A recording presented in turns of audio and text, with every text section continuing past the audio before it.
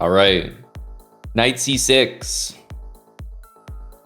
Just kidding. Just kidding. Knight c6. Move number 1. Go for the old Colorado counter gambit with f5. And I have to say, I've not yet experienced this move. It feels like d6 is correct. Could also try to play some position like that, but let's try to open things a little bit more. I'll take this way, why not? d4, let's play e5. Now, I'm a little bit concerned about this, but I do have d5, so I think I will play just knight f6. And if knight g5, I think we have d5 here, and I feel pretty okay about that. Bishop b5 should lose a piece as well. This is pretty much the most common puzzle rush tactic, I think. Queen a5 and then that. Okay, we're gonna take here. We're gonna play bishop b4 and we already got some good stuff going on. I think I can take this. It's a little bit greedy, I have to say, but yeah, we're just gonna get castled as soon as possible. We have h6. Bishop can develop perhaps modestly. h6, the knight retreats. And then e4 perhaps. Just trying to find the quickest ways to develop. And I think I'm gonna go for this. e5 was attacked there. And after knight d2, bishop f5. That should complete the development. Also, bishop g4 looks pretty good there. Yeah, I'm liking this bishop g4 move. More and more tempo. Because f3 I'm happy to see. Lots and lots of trades. You can just see every single move that we play. Tempo, always.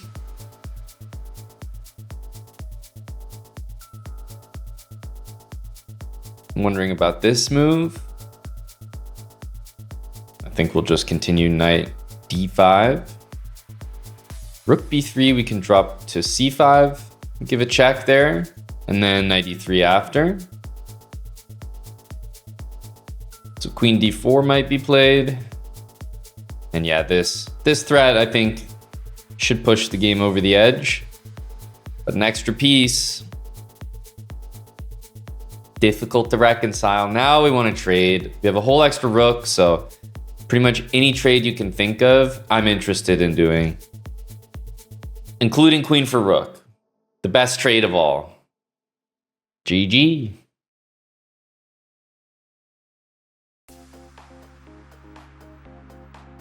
Yeah, f5, e5. I don't think we'll see this move too much. I mean, it is a free pawn here. But I wonder after e5, what move makes the most sense? I think d6. Decided to take this way. And yeah, if d4 happened, I think we would have played e5. So I don't really mind this. Yep, and here we have d5. So this is just much worse than if you did it normally against d4, e5, like the fried liver. This is not the same thing. Not at all.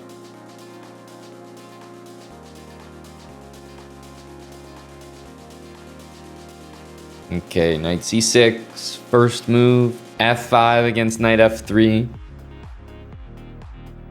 After the pawn takes, we can play d5, looking to take back. And let's see if white plays defense. I mean, you can do this and all these moves to try to defend the pawn, or you can just give it back, which is basically what happened here. Knight e5, I think we should take that. We can follow up with e6. Bishop b5 is kind of nothing. Queen h5 is also nothing. And how do the pieces want to develop? That's a good question. This knight, well, especially after this move, I think the knight makes sense now. Queen on d7, pretty much for sure. Queen h5, we can go bishop back, but I think at this point, g6, just for the tempo, should be more than enough.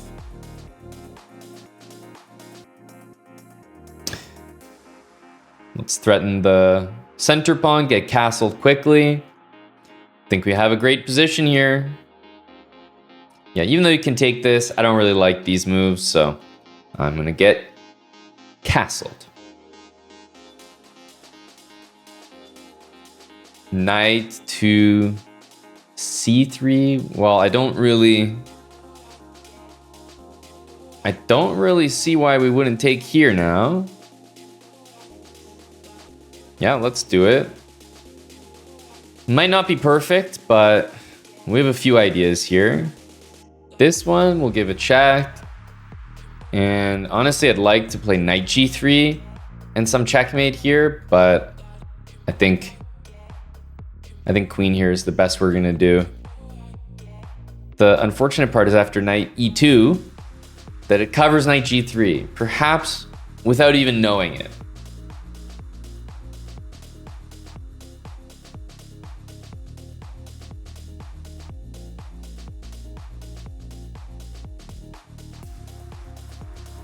So do a lot of other moves, and actually rook f3 is the one that was played. Yeah, there's no knight g3 now. Rook to h3 is actually something that we can expect here.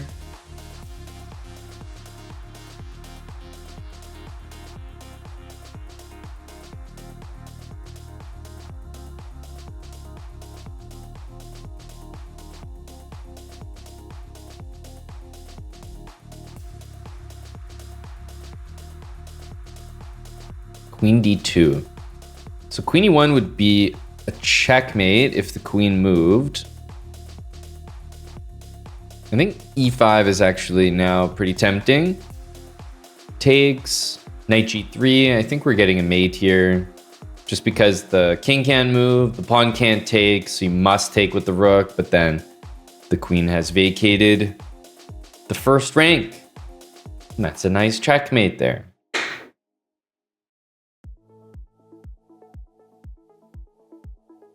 GG. What happened here again? Yeah. Okay, well, I think, honestly, this is pretty common. It's a tough pawn to defend, so a lot of people will just kind of hand the pawn back, I think. And knight e5, all of a sudden we get a pretty good position. Black is already better. I got two pieces out. I have a threat. I'm one move away from castling. Everything's good here.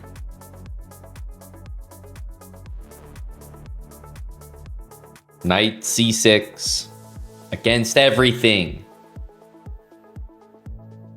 including this move. All right, bishop to f4. So in this case, I think I will go for a d5 move. It's the only one that really makes perfect sense. And although there is bishop to f5, I think I'll try this. f6, bishop g4, and see if we can play e5. This move's kind of interesting. Bishop b5. I wouldn't say that it's how to say? I wouldn't say it's correct. Let's go queen d7, because it's definitely going to change the London setup for my opponent here. I think we are in some g5 territory. We'll abandon e5 and instead go for g5, h5, e6, and maybe bishop d6, but definitely knight e7.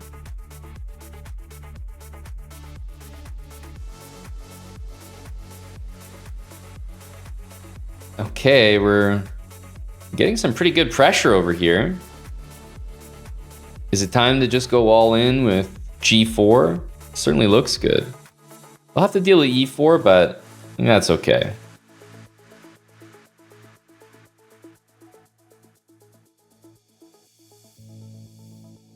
All right.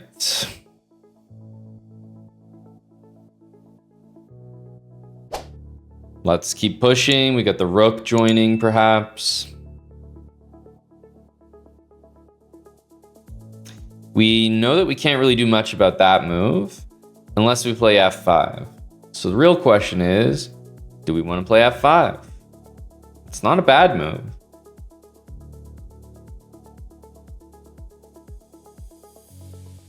Give it a try. White should move the queen and does.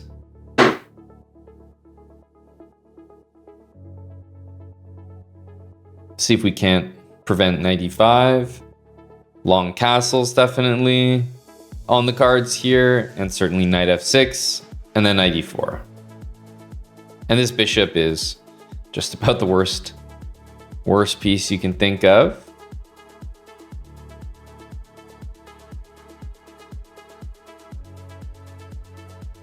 All right, let's kick this piece here.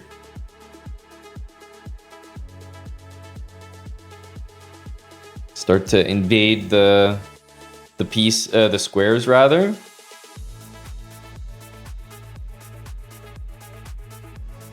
I guess we take that way. Although capturing this way is also pretty tempting. Here we give up this square.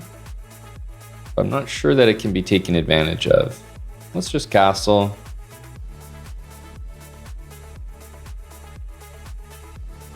We'll just keep bringing these pieces over in the hope that something happens. All right, what's gonna be our plan here? C4 looks like it traps the queen. Looks like it traps the queen as of last move. Those are the best moves to see. The ones that worked last turn. We have a little bit of material to gain here, but not too much, if I'm being honest. Let's play d4. Oh, hang on a sec. Kind of allowed. We might have to do some weird move like this to not lose. Yeah, d4, we just allowed the queen to attack that way. This might accidentally turn into a checkmate, but definitely didn't plan on that. Really, this should be taken, although I have to say it's probably not clear that the knight can move backwards potentially. Rook e2 would be a nice move, and we do see it.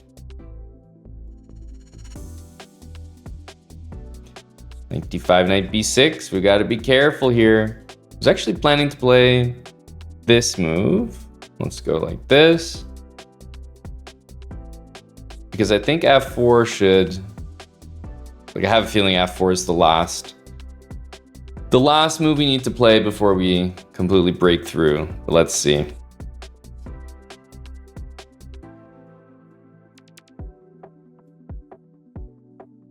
I'm trying to take everything.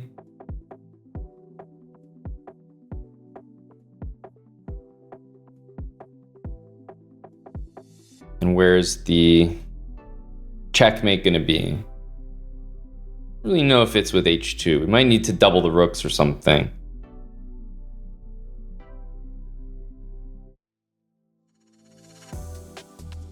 I mean, h2 feels nice because... Okay, we got to go on the run a little bit here. Let's go to a dark square. I'll probably pre-move rook f1. And we're going to have to go for what? A flag? Rook f7, perhaps a nice pre-move.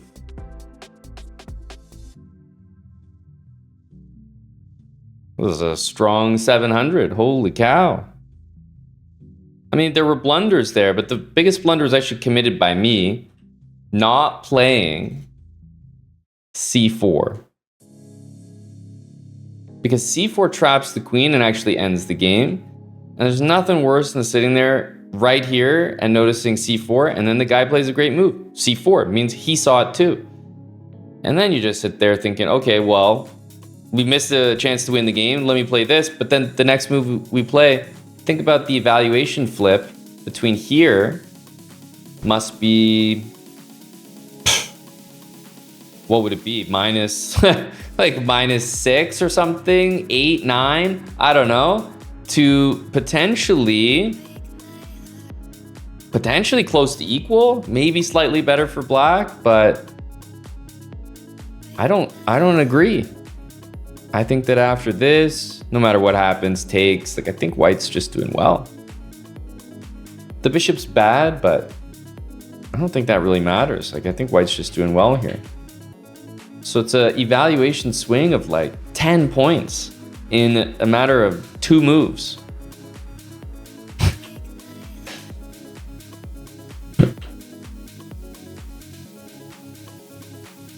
Knight b6, white was making some threats. Even here, king h2, king h1. Rook b1. This is an independent thinker making some threats.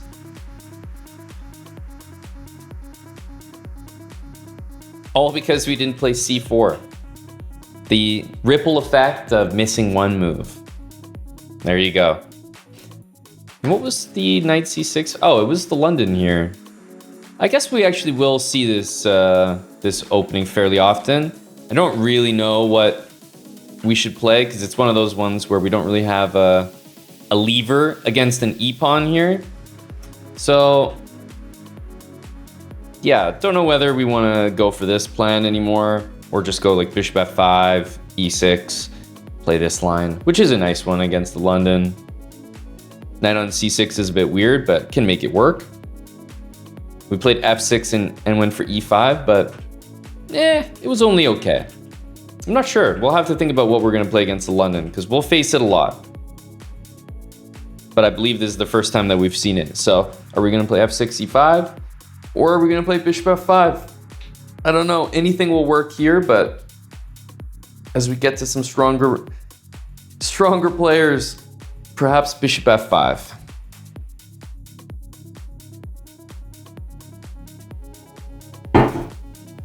It is basically the Jobava London. That's exactly right. When you play knight c6 and d5, Shigorin, Jobava London, you're exactly in that territory. So that's correct. That is exactly what's happening. Okay, Kevin, Germany. Well, we see e4, and it's almost like he knows what we're trying to play. Now, the thing with this move is, well, I just have no problem playing the move e5 because I'm looking at this and I'm seeing the dark squares and they're looking weak. Okay, knight takes e5. It's unfortunately a blunder. This is a 750 that he's almost too good for his own good. I mean, a 750 probably shouldn't be uncorking any kind of tactic like that. And well, he decides to do it, but it's in a moment where it's just not very good. But the idea of him to play that and play d4 actually shows a bit of understanding. That's why I said it's almost like he's too good for his own good. We don't want to play d6 and hang our bishop, so let's take and then do it and, yeah, get castled here.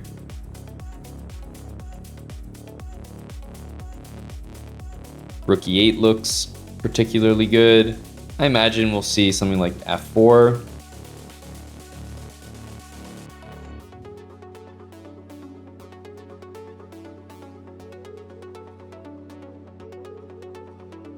I guess we'll take just because we have rook takes e1 with a check. So we never have to worry, for example, about bishop g5 if there's any tricks there.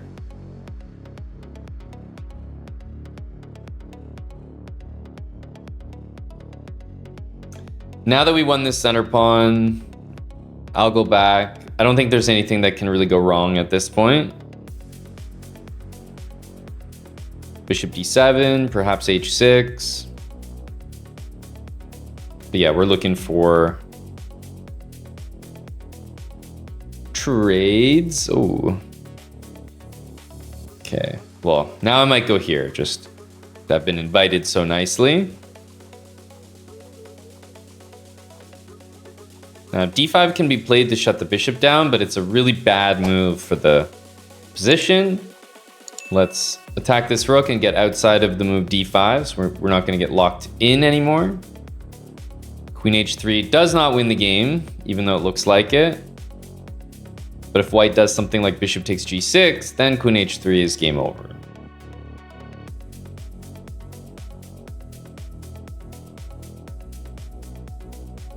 That's a good one.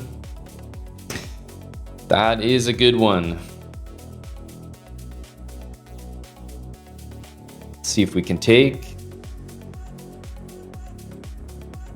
Doubling the rooks also looks pretty good.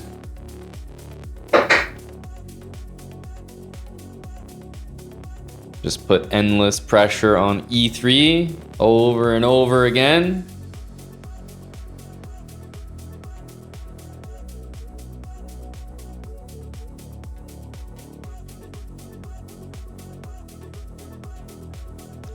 I will remove my knight, even though it's a bit telegraphed what I'm up to.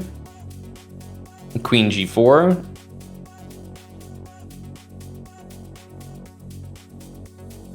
Rook e1 is actually hanging, by the way, so after bishop g2, rook takes e1 will be a checkmate. GG Kevin, Germany. It's unfortunate because he was doing something that he thought was a tactic with knight takes e5, but it's just not a tactic. It's a tactic when this pawn is on c2.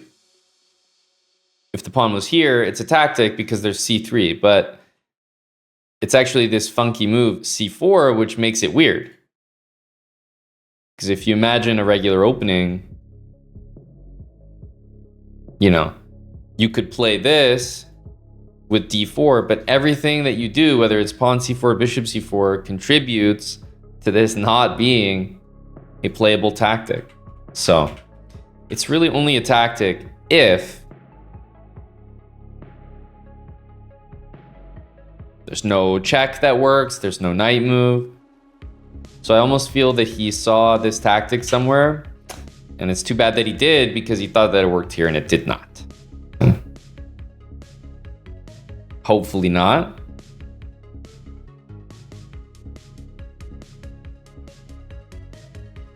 Okay, so I guess we're going d5, and this makes sense because this is as if we're playing London, and I was just saying perhaps we could try this bishop f5, bishop d6 stuff.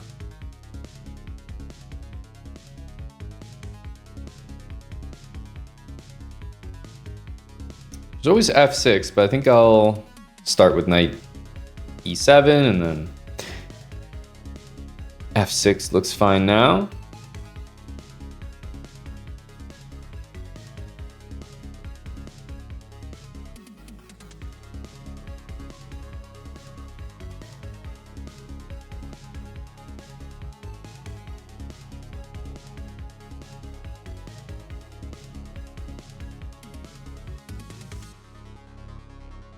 Take with the knight. I think at this point I will take with the queen. I would have probably played pawn takes if the pawn was still on f7.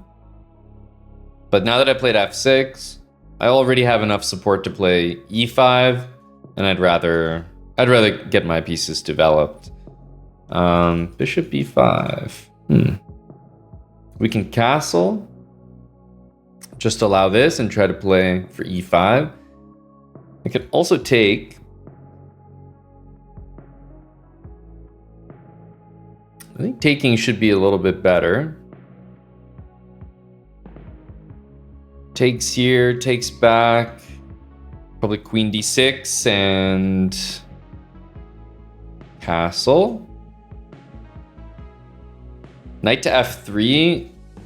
It's actually a move I could see being played. The threat is nothing to do with knight f3. It's actually queen f4. But it looks like a normal move, and it does blunder the bishop. G3 is, G3 or queen f3, I think, are the most reliable ways to defend that. And Even though this is hanging, I think I'm gonna leave it there while we get our king to safety. Kingside or queenside?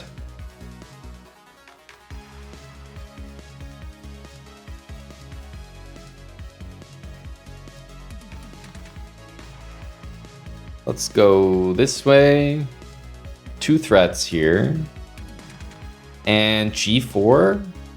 That looks a little bit a little bit crazy.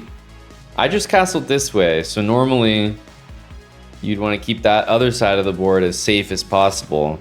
He's doing whatever the opposite of that is. This looks completely open. He's only moving pawns near his king. This is wild.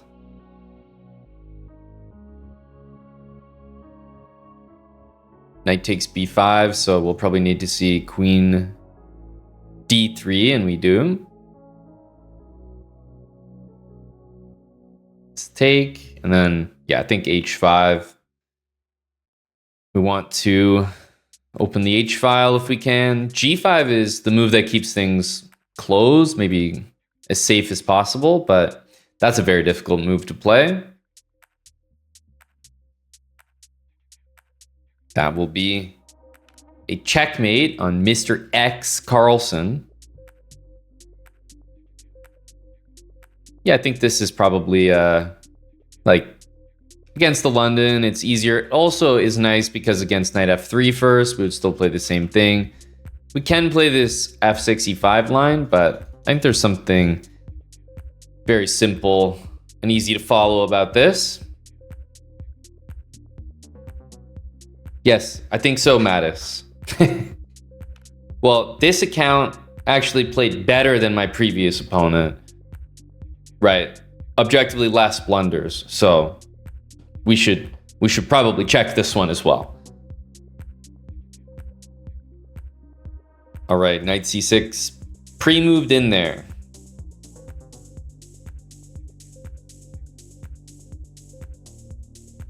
Go for our, it is sort of like the main knight f3 move, but the big difference is that queen h5 is a threat.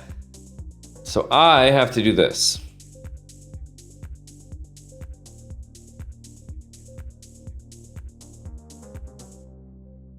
So I would say that this is sort of a dream situation for this opening. I don't really know what g3 is all about. Could have played that move last turn if you wanted to. Let's castle. Bishop f1, I think queen d7. I'll probably play queen d7 no matter what here. I like h6 to stop knight g5. And then, yeah, queen d7, rook e8. Just slide all the forces over to that side of the board. And knight g4, rook takes f3 ideas. Or I should say, knight g4 with knight d4 ideas. Those are going to be absolutely killer here. Probably just winning. I think white should play c3. But nevertheless, there's going to be a win here. Probably e4 and knight to e5.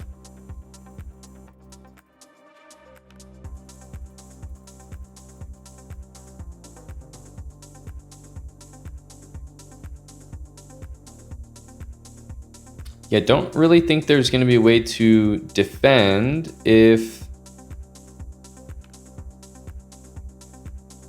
we just play rook f5 and rook f8. This knight is stuck, and taking it's not quite what I want. I think rook f5 and rook f8 is pretty impossible to deal with. Queen here just drops the knight, and I don't think there's anything to do after that.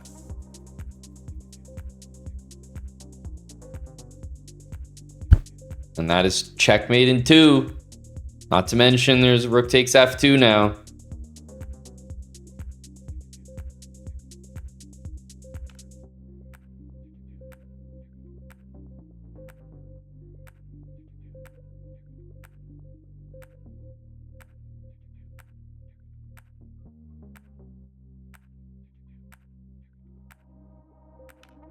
Unfortunately, the g3 move, I think, has really hurt the position here. A lot of time spent moving the knight, and then also moving the bishop, which only served to bring my queen closer to the action. And yeah, there's no defending mate here, so GG to Ferrum.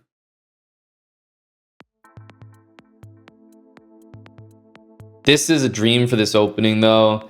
Basically, I'm getting the pawn to capture, and I'm getting both my pawns in the center, and white is not claiming any of the center with d4. So this is about as good as this opening can possibly go every single time. Yeah, I wouldn't say this is Dutch, but obviously I see what you're talking about. It is the f-pawn moving. We're doing this against almost everything. Knight f3, knight c3. We're playing this move here. But against d4, we'll play d5.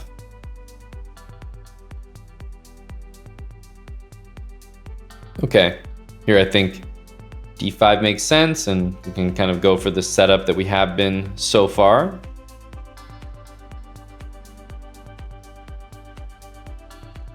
We go knight here.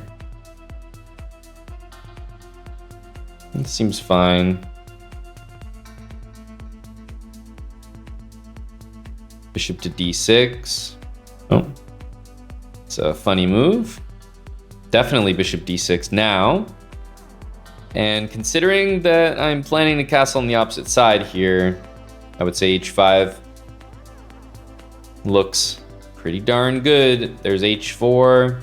Rook takes h4 if the knight takes. Castles, knight e4. I think already this position is a bit tough. I'm castling because I want to do this and play f4, and I just don't want it to be checked, so.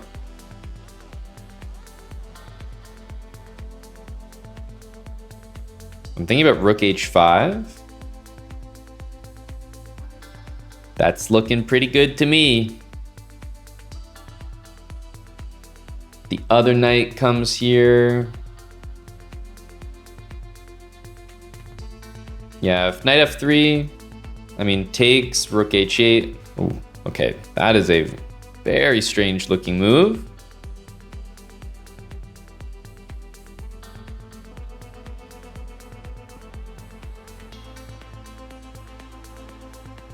Okay, there's a direct line to the king here, and I think f4 is the deal sealer on the next move.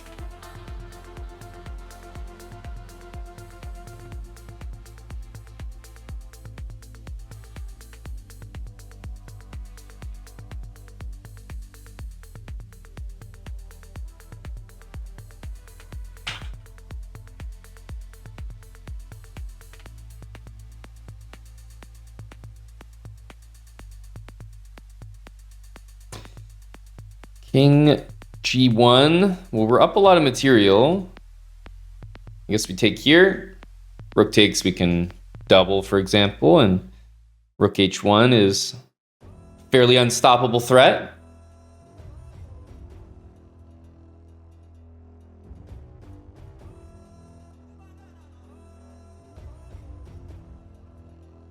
Yeah, I think we're gonna have a knight b4 checkmate, so we can chase this king up and right into our loving arms, knight b4 mate.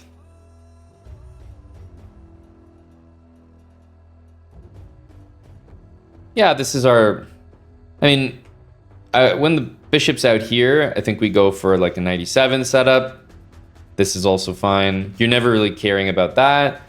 Bishop d6, castle.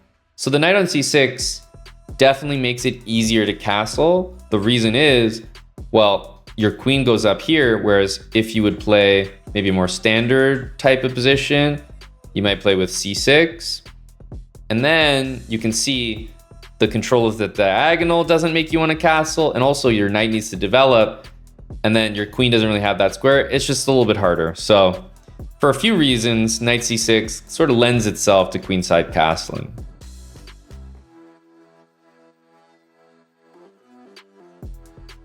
This username, sneaking past the detection systems, You have to respect it. You gotta respect it. You lost, bitch. It's great stuff. All right, let's go bishop f5, I think. Get outside the pawn chain. Queen d7, and I usually like to play f6 myself. This move does not threaten anything.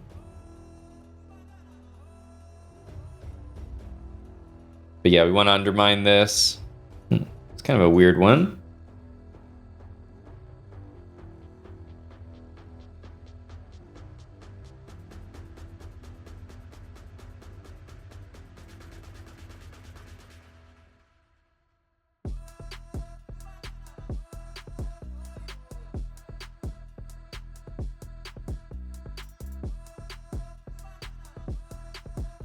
Are we disconnecting after losing a center pawn? Is that really?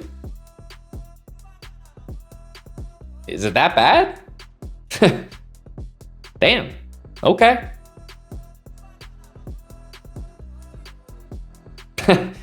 Okay. Just like that, we're at 800.